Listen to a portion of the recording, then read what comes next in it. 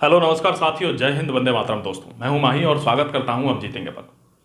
दोस्तों आपको 2 से 3 इंपॉर्टेंट बातें बतानी है। आप देख लो एक बार बोर्ड पे।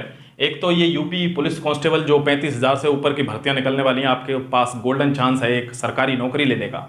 और उसमें एज रिलैक्सेशन की बात चल रही है, उम्र सीमा में छूट का जो विवाद है वो चल रहा है। हालांकि सरकार साफ तौर पर मुकर गई है कि हम कोई भी एज रिलैक्सेशन नहीं देने के मूड में है। उसके बाद बात करूंगा थोड़ा, ये ट्विटर कैंपेन एक चलना है, और उसके बाद बात करूंगा यूपीएसआई की थोड़ी लेटेस्ट अपडेट दूंगा आपको, जो भी यूपीएसआई में आजकल चल रहा है। ठीक है, चलो शुरू कर लेता हूं। और सबसे पहले बात करता हूं आपके सामने यूपी पुलिस कांस्टेबल के लिए।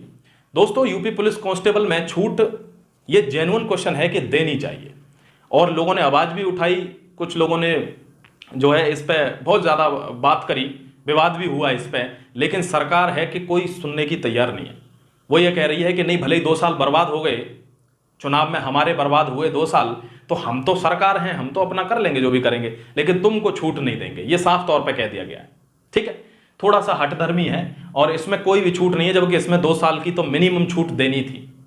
3 की देते तो बहुत अच्छा रहता, लेकिन 2 की भी नहीं दे रहे हैं, ये गलत बात है। इसके रिगार्डिंग माननीय राम भारद्वाज सर, जो राम जी की पाठशाला चलाते हैं, उन्होंने एक इनिशिएटिव लिया, और उनके इस इनिशिएटिव का बहुत तहे दिल से हम सम्मान करते हैं और इसका स्वागत करते हैं। और उसी मुहिम को आगे बढ़ाते हुए दोस्तों, हम चाहते हैं कि शुक्रवार के दिन, उन्होंने बोला है शुक्रवार के दिन आप सभी लोगों को ज्यादा से ज्यादा संख्या में, कहते हैं लड़ाई शुरू होने से पहले ही हथियार कभी नहीं डालने चाहिए, यह विद्यार्थी और योद्धा को शोभा नहीं देता। ठीक है, तो भले ही गवर्नमेंट ने मना कर दी है, लेकिन हम ट्विटर अभियान करेंगे, ये बात कम से कम कानों में जाएगी। 10 लोग इसको सुनेंगे कि हाँ भाई 2 साल सबके बर्बाद हुए कोरोना में, बच्चों की अगर ओवर एज हो गई है तो एज रिलैक्सेशन मिलना बहुत स्वाभाविक है। इसमें सबसे ज्यादा प्रॉब्लम में आते हैं दोस्तों जो जनरल कैटेगरी के बंदे होते हैं, जो सामान्य से आते हैं, उनको उनकी एज ओवर एज हो जाती है, वो किसी लायक नहीं रहते। ठीक है, तो इसमें बहुत ज्यादा बढ़ चढ़ के सारे लोगों को, किसी भी कैटेगरी का हो, किसी भी धर्म जात कोई भी हो, यूपी में जो रहता है, मैं चाहता हूं सब अपने परिवार के साथ मिलकर इस अभियान में बढ़ चढ़कर हिस्सा लें। दोस्तों उम्र में छूट दिलवाएं, जिससे लोगों को नौकरियां मिल सके। एक तो वैसे ही नौकरी नहीं है, और ये क्या है देख लो आप एक बार, ये यूपी फिर अंडरस्कोर है, फिर कांस्टेबल, फिर अंडरस्कोर है, फिर एज, फिर अंडरस्कोर, फिर रिलैक्सेशन, और ये सारी चीजें बिल्कुल कैपिटल लेटर्स में हैं।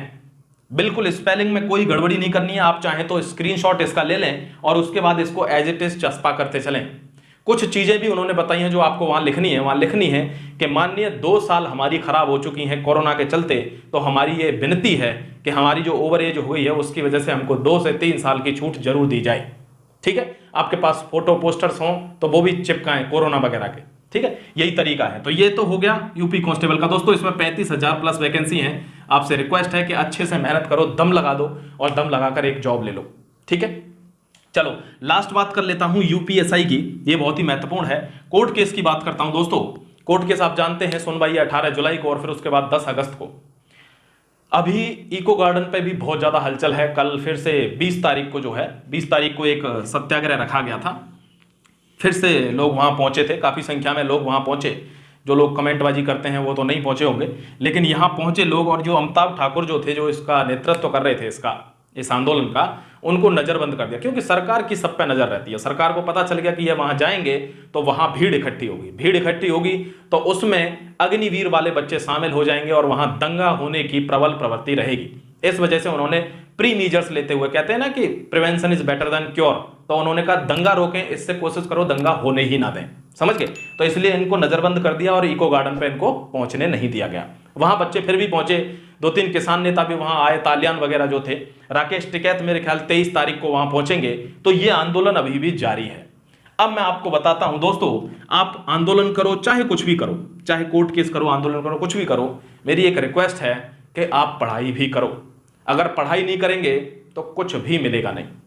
कोर्ट में केस चला हुआ है, अब ऐसा बिल्कुल भी मुमकिन नहीं है, जितने भी लोग समझदार होंगे, चाहे वो चयनित हुए हों या नहीं हुए हों, एक बात मेरी ध्यान रखना, सुनो, जितने भी लोग हैं यूपीएसआई से रिलेटेड, इतना आंदोलन हो गया, इतनी जद्दोजहद हो गई, कोर्ट केस हो गए, अब आपको लगता है कि अगर वहां पे आंदोलन होता है तो क्या जो है एसआईटी जांच सरकार बिठा देगी?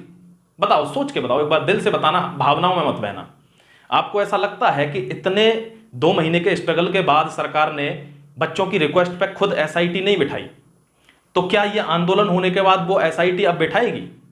अग्निवीर से बड़ा आंदोलन है ये। अग्निवीर में कुछ लोग तो देखो, जो विरोधी पार्टियां हैं वो मिल जाती हैं और उपद्रव करवाती हैं। ज्यादातर लोग उसमें वो थे जो दुखी हैं अग्निवीर स्कीम से, क्योंकि ये स्कीम ही ऐसी है, ठीक है। इसके बावजूद, दुखी होने के बावजूद, साफ साफ आपने देखा होगा सारी सरकार के जितने भी बड़े तीनों फोर्सेस के chief, Indian navy, air force, army, सबके चीफ ने ये प्रेस कॉन्फ्रेंस कर दी कि आपको कोई हाथ पकड़कर खींचकर नहीं ला रहा है, अगर मर्जी है तो आर्मी में आओ वरना घर बैठो। जब ये एटीट्यूड रहता है तो इसका मतलब क्या है सीधा, कि ये वापस नहीं लेना है स्कीम।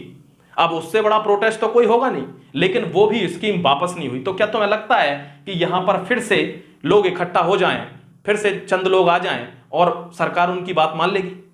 चलो मान भी ले एक केस में, लेकिन मैं आपसे फिर रिक्वेस्ट करूंगा दोस्तों, कोर्ट में दो अभी हियरिंग बची हैं, कोर्ट से ही होगा जो होगा, और आप पढ़ाई करें अब, क्योंकि एक निश्चित टाइम पीरियड होता है। कहते हैं कि कोई एग्जाम की भी तैयारी करनी हो और आपको लगे कि 2 से 3 साल में मेरा ये एग्जाम नहीं निकल रहा है, मैं आपको एक प्रैक्टिकल अप्रोच बता रहा हूं कि आप उस एग्जाम को छोड़ दो, आप दूसरे एग्जाम की तैयारी करो।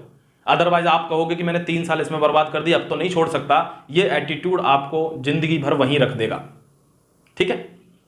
तो बुरा बिल्कुल ना माने और कोशिश करें दोस्तों, आगे बढ़ने की टेंडेंसी डेवलप करें, प्रवृत्ति डेवलप करें। क्यों?